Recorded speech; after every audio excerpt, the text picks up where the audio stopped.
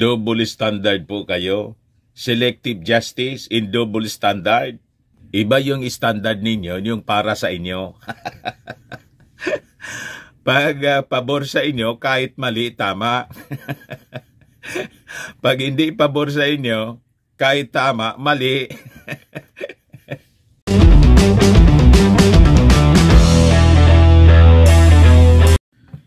Yung mga followers, mga kababayan ni Inday, nagkasayad na yata mga kababayan.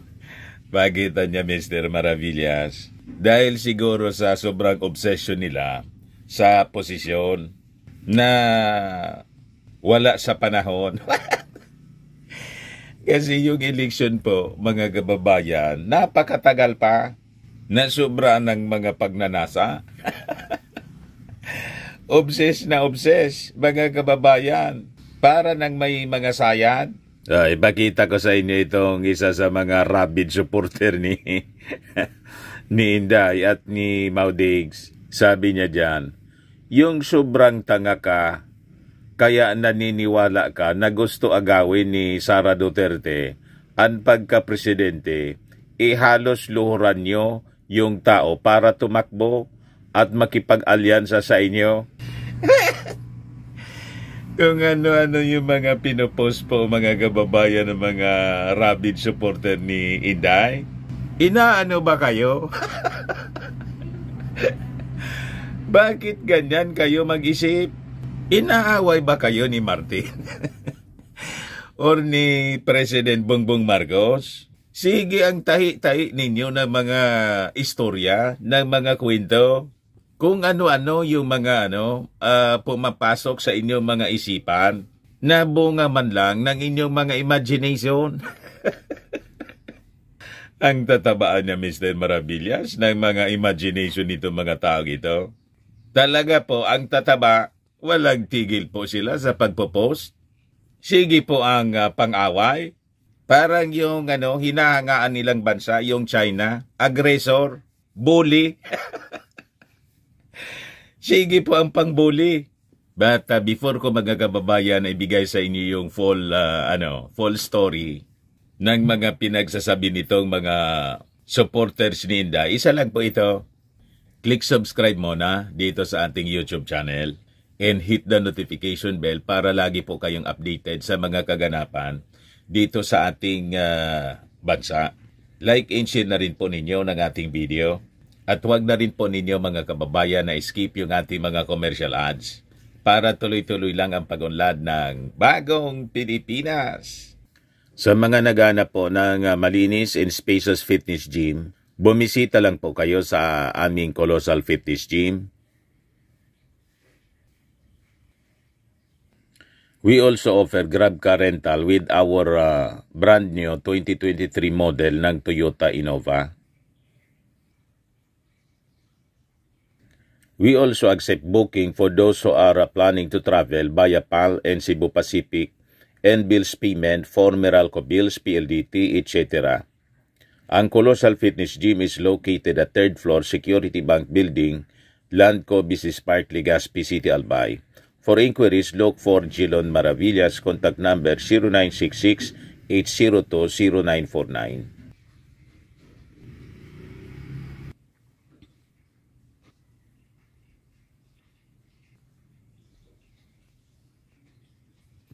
Ayos pa. Ayos na ayosan niya, Mr. Maravillas. Ito pa yung isa. Isa ding, praning. Sabi niya, mga kababayan, sa issue ng franchise ng SMNI, walang kapangyarihan ang Kongreso na magsuspinde ng prangkisa, sabi niya noong December 11, 2023. Pero noong October 11, 2021, sabi niya, you cannot blame Congress for not renewing the franchise of ABS-CBN because that is one of their powers. Kita ninyo mga kababayan, ang mga supporters ni Inday at ni Maudigs, salo-salungat yung mga sinasabi nila.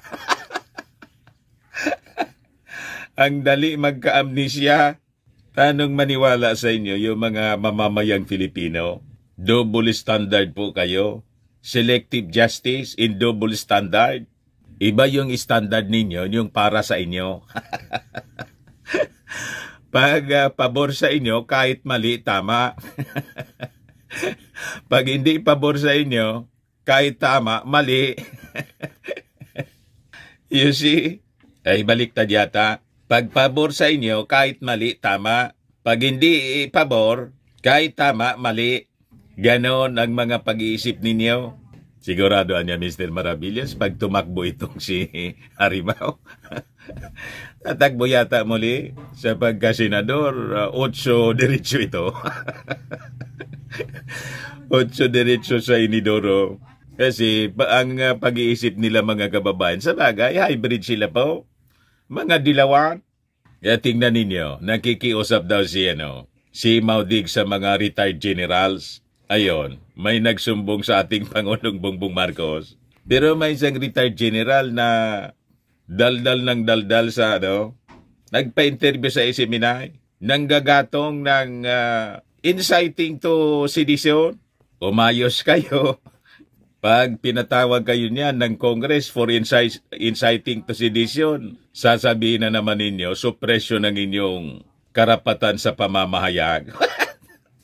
Tulad ni Badoy at ni Celis.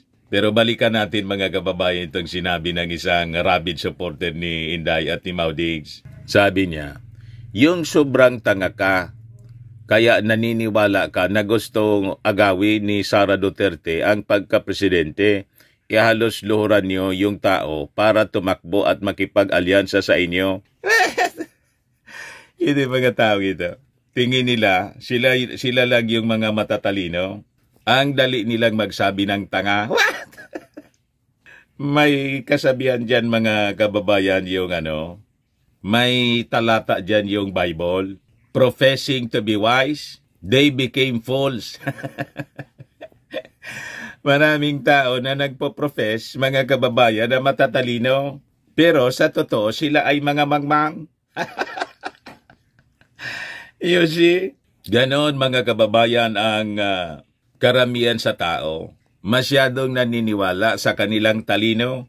Kaya sabi ng Bible, professing anya to be wise, but they became fools. Sila anya sa totoo lang mga mangmang. Imagine sabihin niya na halos daw luhuran si Sara para lang makipag-alyansa mga kababayan sa kanila or makipag-alyansa sa ating Pangulo. Ang ibig sabihin halos magmakaawa yung ating Pangulong Bongbong Marcos para lang makipag-alyansa si Sara. May ganun talaga. Ano yan si Inday? Diyos para lumuhod yung ating Pangulong Bongbong Marcos? May ganun talaga nga pananaw kayo? Masyado naman sigurong sumubra yung bilib ninyo sa inyong mga sarili. Siguro naman po, yung ating Pangulong Bongbong Marcos ay nakipag-usap for a possible alliance. Pero yung lumuhod para lang makipag-alyansa, sumubra yata yung description ninyo. Ini naman siguro luluhod yung ating Pangulo para lang makipag-alyansa sa inyo. Yan ang gustong palabasin dito. Yung sobrang tanga ka kaya naniniwala ka na gusto agawin ni Sara Duterte ang pagkapresidente, halos luhuran niyo yung tao para tumakbo at makipag-alyansa sa inyo. Ganon katindi, mga kababayan, ang kanilang paniwala. Yung mga Duterte po, lalo si Maudigs, nanalo dahil sa mga Marcos loyalists. At si Inday, naniwala kayo na yung 32 million votes niya, mga DDS yun. Wala mang ganun pong bilang na mga DDS. Makikita ninyo yon mga kababayan, sa boto ni Maudigs at saka ni President Bongbong Marcos nang tumakbo sa pagka-Vice President. Di ba 14 million? Yung boto mga kababayan, 14 million plus, nang tumakbong Vice President si BBM noong 2016 at 16 million si Maudigs. So yung excess po na 2 million kasi minagic po ng mga dilawa. Di ba? Nanalong Vice President po si Santa Mama. So more than 14 million po yung bumoto doon kay Mau Diggs po, mga Marcos loyalist, kasi ikinampanya po ni Super Ate. Wala man po siyang ibang leader. So yung DDS po, close to 2 million. Di ba po ganon ang kwintada noon? Ngayon, nung last presidential election, 32 million yung boto ni Inday. 31 million yung boto ng ating Pangulong Bongbong Marcos. Siyempre, lumobo na rin yung mga supporters ng Marcos. Yung 31 million doon, yun po ang mga Marcos loyalist.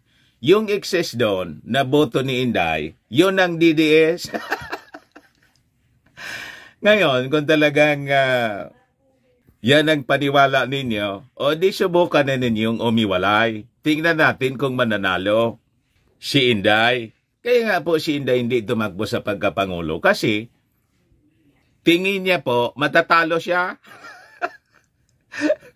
Di ba? Kasi kung naniniwala siya, mga kababayan na mananalo siya, presidente yung kanyang tatay, di ba? Di tumakbo na sana siya sa pagkapangulo. Hindi siya nakipag-alyado kay President, kay BBM po. Yun ang katotohanan yan. Binabaliktad ninyo eh. Wala man pong DDS dati sa buong Pilipinas. Ang mayroon po, Marcos loyalist, yun ang sinakyan po ni Mau Diggs noong 2016. At yun din ang sinakyan ngayon, mga kababayan, ni Inday para manalo ng 32 million votes. Tapos sasabihin ninyo, lumuhod si BBM, halos lumuhod kay Inday para lang makipag-alyado. Nananaginip kayo ng gising. Niloloko ninyo yung inyong mga sarili. Sabi niya dito, she would have won the presidency on her own kahit si Long Mejia daw ang ipartner sa kanya. Bakit hindi niya ginawa? Ano ba? Maniwala sa inyo mga imagination. The fact na yung ran-sararan, hindi niya itinuloy. Malinaw sa kanilang isipan at sa inyo mismo, the mga supporters, na si Inday po hindi mananalo. Kung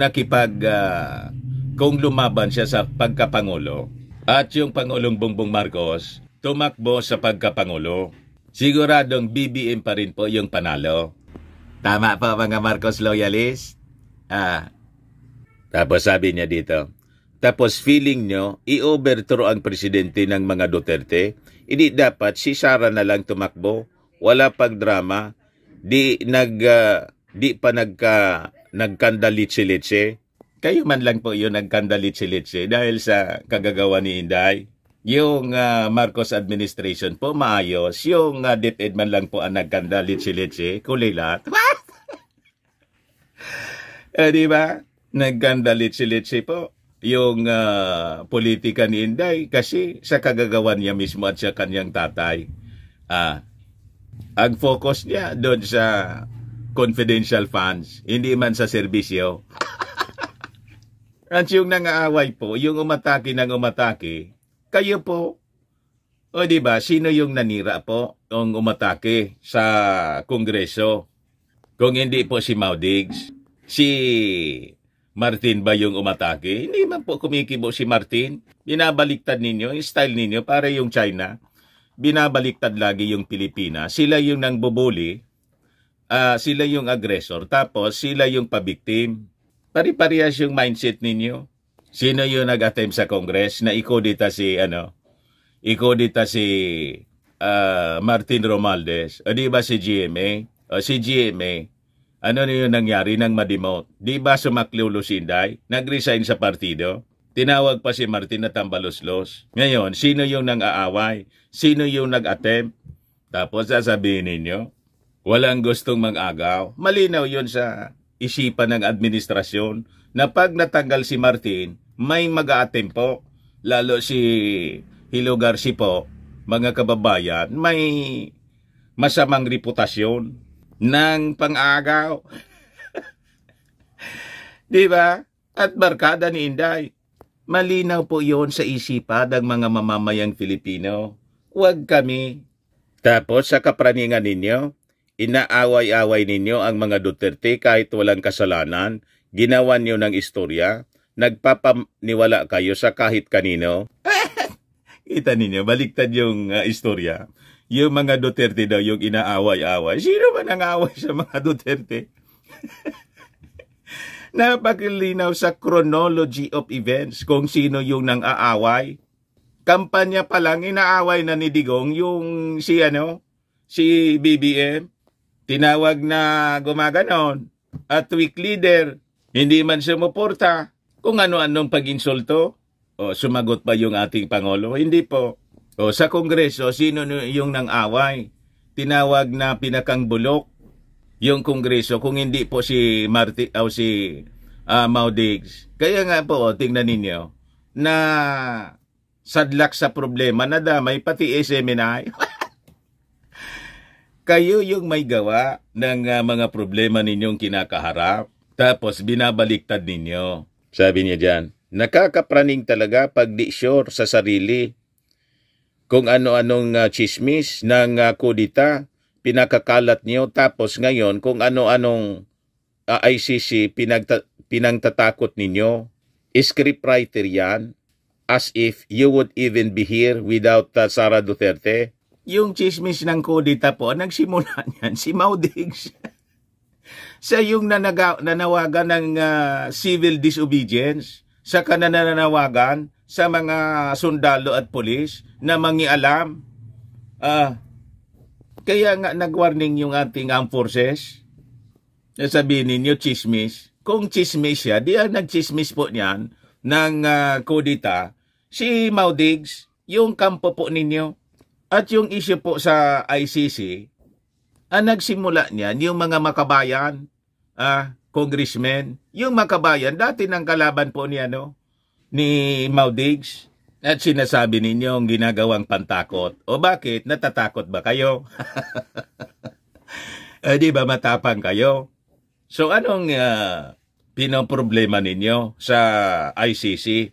Di ba sinabi ng inyong patron na si Mau Diggs na hindi siya natatakot dito sa ICC? O, ngayon, ang tanong, bakit natataranta kayo ngayon? You see? Tapos sa Panguli, sabihin ba naman na as if you would even be here without Sara Duterte? So ang ibig sabihin mga kababayan na without Sara, hindi mananalo yung Marcos. Wala pang Duterte, may Marcos na po. Wala pang DDS, may mga Marcos loyalist na po. Nauna sila. Kaysa sa inyo, ngayon lang po kayo. Huwag kami.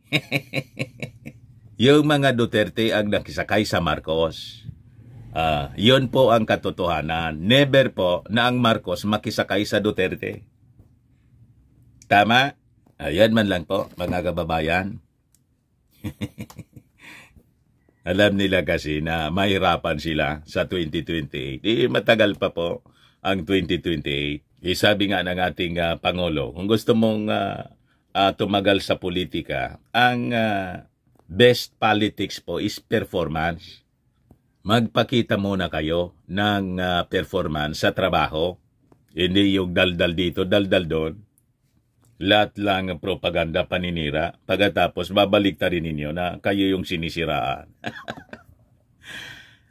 Ang sinisiraan po, kumbaga, nasisira po kayo, yung mga Duterte, ang sumisira sa kanila, yung kanilang mga bibig, yung kanilang mga actions. Self-destruction po yung ginagawa nila. Wala pong naninira sa kanila.